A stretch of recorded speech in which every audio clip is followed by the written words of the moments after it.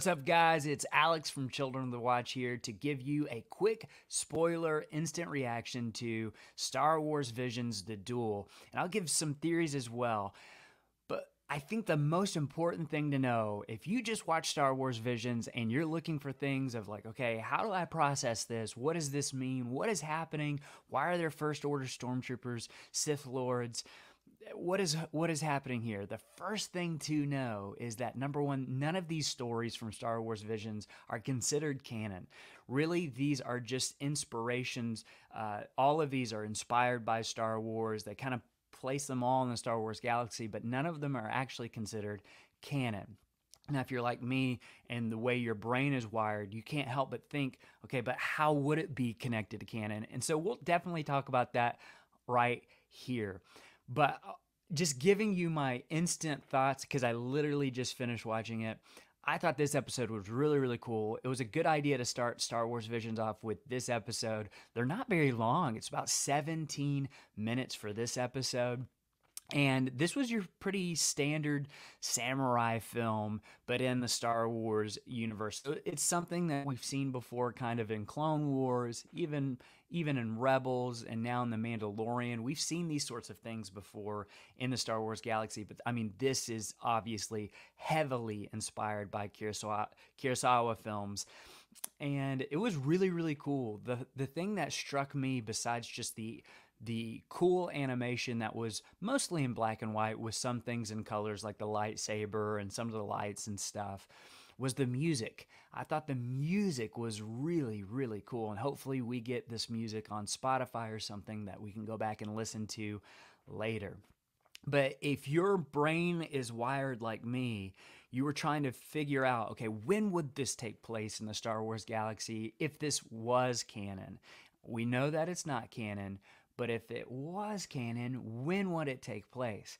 Well, obviously, the stormtroopers, they weren't necessarily stormtroopers. I kind of got in my mind that these used to be stormtroopers, and now they've just kind of become marauders on this planet because they're wearing different stormtrooper parts of armor. Some masks are broken. You can see their eyes, or vice versa. A lot of the stormtrooper armor was First Order stormtroopers, so that would put it sometime after the rise of Skywalker, maybe in the far future in the Star Wars galaxy. And then you get that Sith Lord that appears, and she has a helicopter lightsaber, basically. It's pretty cool. I like the way that it looks. And you get this cool Ronin type character who has this droid with them, and he's trying to ignore what is happening down in the village with the Marauders and the Sith Lord and the bounty hunters, everything that's going on in the village that's horrible. It seems like this Ronin character doesn't want anything to do with it. And it's not until one of the stray blaster bolts hits his droids that it kind of seems like, okay, I'm going to go take care of this problem. And he goes down there. Before he does, he tells Sulston to fix his droid. By the time he's back up here, he sets a pot down and it's like, hey, you need to have this droid fixed by the time this boiling water is finished for his tea. And so he goes down there like a wandering samurai Ronin would. Very, very cool. They have some sort of confrontation. She believes him to be a Jedi. She rushes towards him with a red lightsaber, and he stops it with the Force.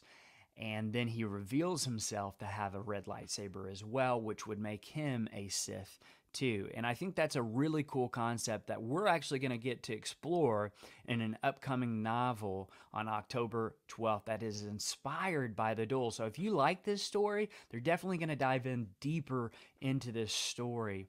And so it's basically the idea that this guy used to be a Sith too, and you get from the end that maybe he is going in and he's taking out all the Sith. So maybe he wanted to be there on purpose to take out this specific Sith Lord. And so you have this really cool duel between them that ends up with the Ronin character winning. And at the end, he kind of opens his jacket, and you see all the red kyber crystals, and he actually hands one to the young village chief for protection to ward off evil. And I really like this story. I thought it was cool. Nothing life shattering about this story, but I am really interested to see what they do with it in the novel universe, because my guess is that they'll not describe their Marauders wearing stormtrooper armor, because they'll actually try to place it sometime in the Old Republic, even though that novel won't be considered canon either. So I'm excited to see where that goes. I'm excited to watch the rest of Star Wars Visions. We want to know what you guys think about the Duel and the rest of Star Wars Visions, so make sure you like and subscribe on this YouTube channel, and then give us your comments below. We want to know what you thought of Star Wars Visions and specifically the Duel. And also make sure to check out this channel. We are doing a before the trailer Book of Boba Fett prediction show, and that is coming out on Friday.